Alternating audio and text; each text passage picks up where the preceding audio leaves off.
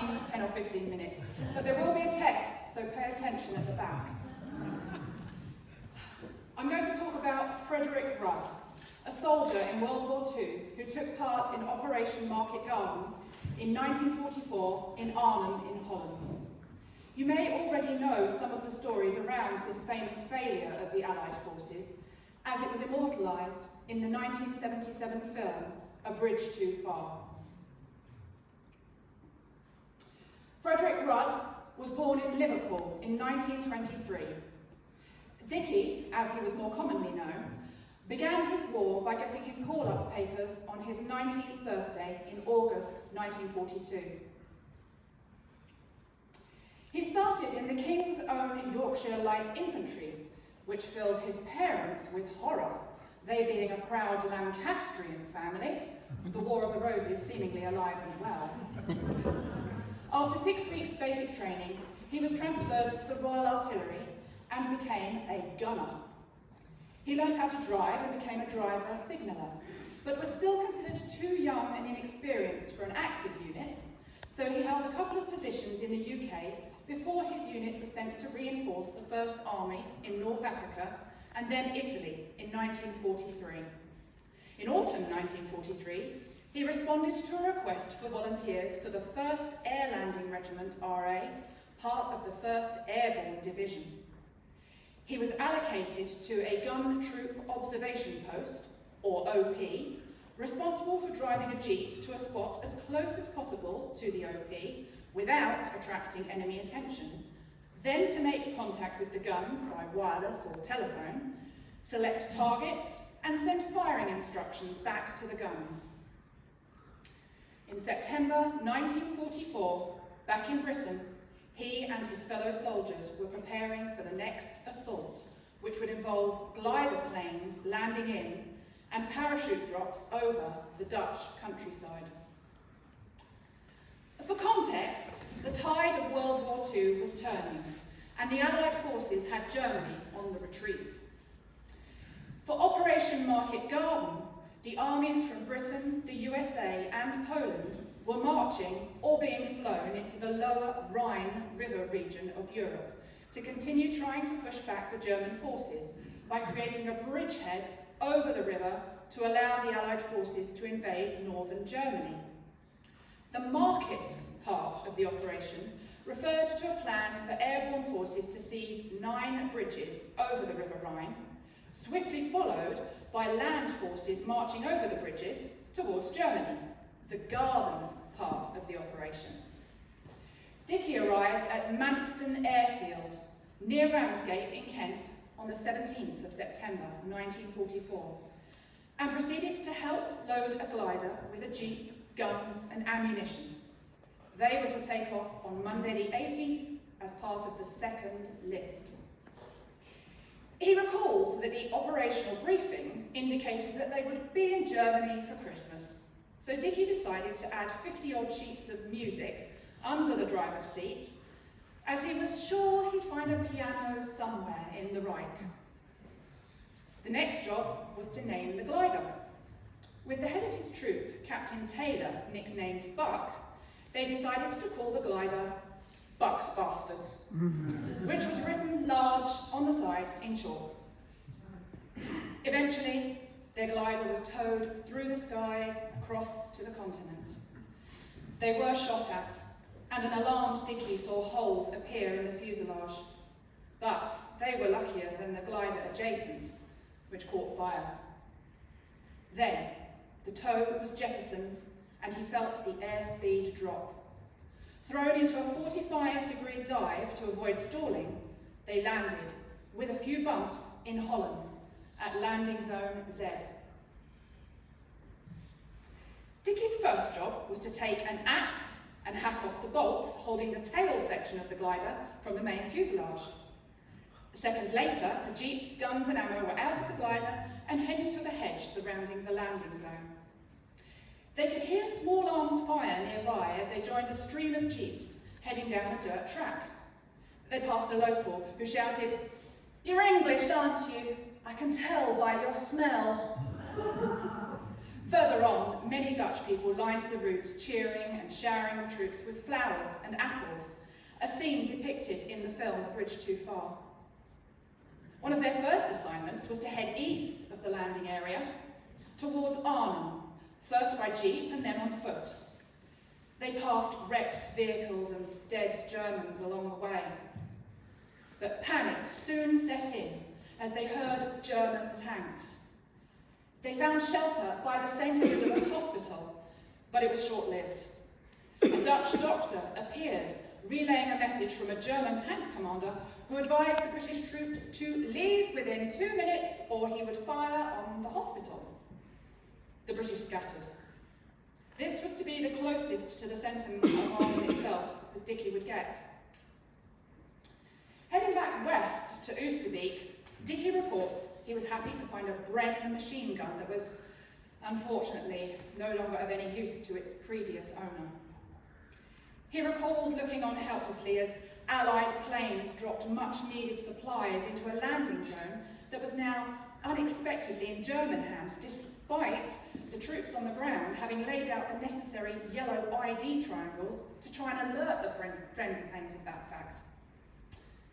In a built-up area of Oosterbeek, they experienced general confusion as Allied and German troops engaged. They spotted a couple of German Stuka planes joining in from above, and Buck asked Dickie to fire the Bren gun, joking that he hoped there was not too much tracer from the gun, as he didn't want the Stukas to spot his troops specifically and vent their spite. However, Dickie reports that the gun was defective, only firing single rounds. He threw it away in disgust. Dickie was commanded to take his jeep, now loaded with a bale of medical supplies, a quarter of a mile away to the church being used as a station for the wounded. As the bales were clearly marked with red crosses, he felt quite safe in this journey. But for his return journey, he no longer had any red crosses to protect him. He recalls driving back in a contorted state, with one hand on the accelerator, the other on the wheel, a knee on the clutch, and his head peering round the side of the dashboard. His windscreen was shot, so perhaps this method of driving was wise. Sometime later, Dickie was told that a cup of tea was available in the cellar of a large house. Upon entering, he saw a grand piano and couldn't resist the temptation to play on his first ever grand. He sat and he played Glenn Miller's In the Moon.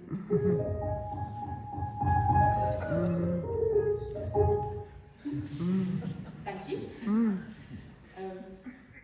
When an almighty crash, the side of the house was destroyed. Dickie joked that obviously the German taste in music was somewhat different to his, so he abandoned the piano in favour of the tea. Dickie's next memories are of being in various slit trenches carrying out OP duties as they awaited the arrival of 30 Corps, who were supposed to be arriving across land in the garden part of the operation. However, unbeknownst to Dickie and the Arnhem-based troops, they were late, owing to the airborne forces' failure to capture a bridge in neighbouring town Nijmegen, which blocked the 30 Corps' route. Plus, there was also the failure of the Allied intelligence forces to spot that the 2nd SS Panzer Tank Corps was also in the area. Ultimately, for the forces near Arnhem, this meant that they were slowly being pushed into a horseshoe-shaped enclave near Oosterbeek, trapped by the Germans on 3 sides and the Rhine River to the south. In one trench, near the famous Hartenstein Hotel, Dickie felt the noise of battle quieten somewhat. Then, the quiet was broken when they heard a popular British tune being played over a speaker, followed by a German voice telling them they were in a hopeless position and should surrender immediately. Then, the Germans renewed their mortar fire with even greater intensity. It was at this point that a mortar hit threw Dickie to the ground, and he felt a searing pain in his right arm. After being patched up, the troop were off to the next gun position in the jeep. Buck advised that they drive like the devil and stop for nothing, and gave Dickie his revolver with instructions to shoot at anything that moved. Dickie recalls being glad he was not tested on this, because he hated to think what would have happened if he tried to shoot accurately with his left hand. They reached the gun position and found it deserted. Buck decided to drive off to find out more and advised Dickie to drop into a slit trench, which he did promptly and fell asleep properly for the first time in a week. He didn't know it at the time, but that was to be the last time he would see Captain Buck Taylor, who died a short while later. Dickie awoke to find himself in about 4 inches of water, and the only sound, a tank engine. He then became aware that the tank was slowly filling in the trenches around him, but there was another sudden flash that blinded and deafened him, and he remembered no more. Unaware how long he remained unconscious, Dickie awoke to daylight covered in mud. He staggered out of the trench, which was now more of a large hole in the ground, tripped over some white tape, and then saw a couple of friendly men beckoning to him into a nearby building. These men told Dickie that the white tape he'd seen was in fact a guide for Allied troops to follow, leading them through the horseshoe-shaped area to the river in an attempt to withdraw. Dickie's new friends had been making their way to the river too, and took temporary shelter in the building before discovering it was right in the centre of a German tank park. They and Dickie were deciding what on earth to do next when the decision was taken out of their hands. A German soldier decided to investigate and caught them. It was Friday, the 29th of September, 11 days after Dickie had landed in Holland. Dickie and his fellow captives were marched 20-odd miles from Oostbeek up to Apeldoorn, and from there they were transported by train to Stalag 11B at Bad Fallingbostel in Germany, a prisoner of war camp. After a few days, Dickie was sent to a lead ore mine in Bad Gront in the Harz Mountains, but the details of his experiences there are another story. He remained in Bad Gront for some 6 months until the Germans began the long marches in spring 1945, moving prisoners out of the camps. It was on one of these marches that Dickie managed to escape. He eventually met up with some American troops and arrived back in the UK on VE Day 1945, as we know, just over 80 years ago. After the war was over in 1946, he married Joan Kathleen Clark, and they settled in Liverpool first, where they began their family, before moving to London for Dickie's work, and then they moved here to Brentwood. They had 5 children in total, 10 grandchildren, and 5 great-grandchildren so far, and they are all in awe of Dickie's experiences in his war. Dickie's full name was Frederick Rudd Bird, and I am his firstborn grandchild, Juliette Bird. And would any of those who are here tonight who are also related to Dickie Bird please stand up?